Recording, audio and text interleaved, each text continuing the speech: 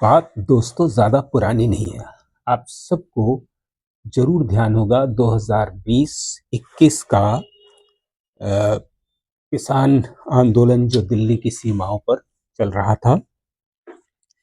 क्या आप जानते हैं कि दिल्ली की सीमाओं पर चले इस किसान आंदोलन को भारतीय इतिहास का पहला सफल शूद्र विद्रोह माना जा रहा है?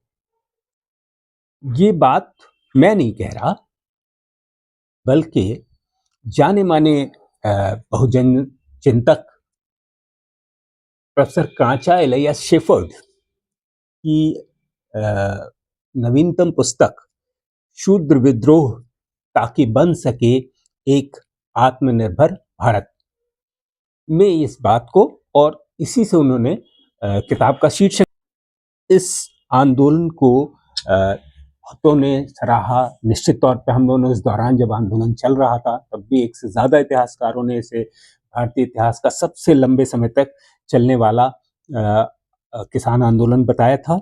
लेकिन इस नजरिए से 2024 में प्रोफेसर कांचा एलिया ने इसका विश्लेषण किया, और अभी हिंदी में भी ये अंग्रेजी के बाद ये किताब 2024 के बाद 2025 में फॉरवर्ड प्रेस के द्वारा आ चुकी है।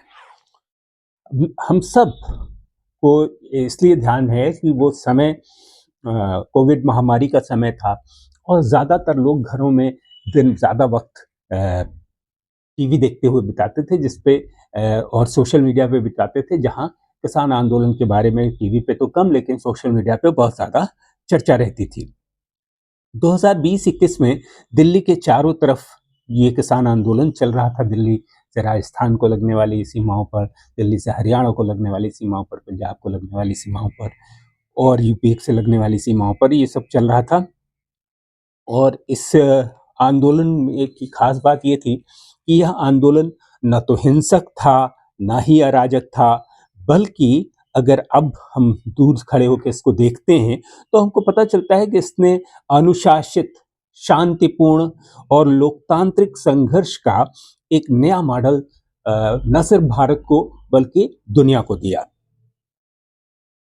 कोविड-19 की महामारी, भीषण ठंड, आपको पता ही है कि दिल्ली में ठंड कितनी भीषण पड़ती है, भीषण ठंड, और उतनी ही खराब गर्मी भी वहाँ पड़ती है, झुलसाने वाली। तो भीषण ठंड, झुलसाने वाली गर्मी, इन सब के बावजूद देश भर के हजारों किसान 14 महीने तक दिल्ली से लगने वाली सीमाओं पर डटे रहे। सरकार उनके साथ वैसा ही बिहेव कर रही थी जिस तरह से दुश्मन पर बॉर्डर पर खड़े दुश्मन की सेनाओं के साथ किया जाता है।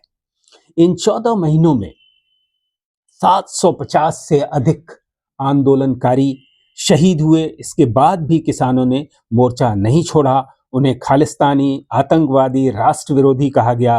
कंगना रनौत जैसी बीजेपी सांसदों ने और समर्थकों ने किसानों को खुलेआम अपमानित किया। आरएसएस बीजेपी की सरकार किसानों की ताकत को कम आंक रही थी। उसने उनके साथ लगभग अपने 100 सालों के एग्जिस्टेंस में आरएसएस का जो दृष्टिकोण मुसलमानों के प्रति है, उसी दृष्टिकोण, वही उसका दृष्टिकोण किसानों और मेहनत कशों के लिए भी है।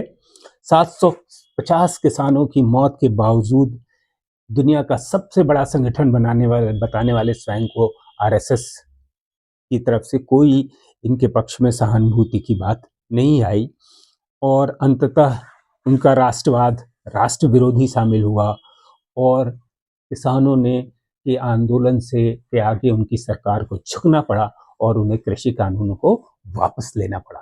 तो इसलिए यह भारतीय इतिहास का सबसे लंबा और पहला सफल शूद्र विद्रोह कहा जा रहा है। आपको ये वीडियो पसंद आए तो इसे शेयर करें, औरों तक पहुंचाएं, और कमेंट करके जरूर बताएं कि आपको क्या लगता है, यह विश्लेषण सही है या नहीं।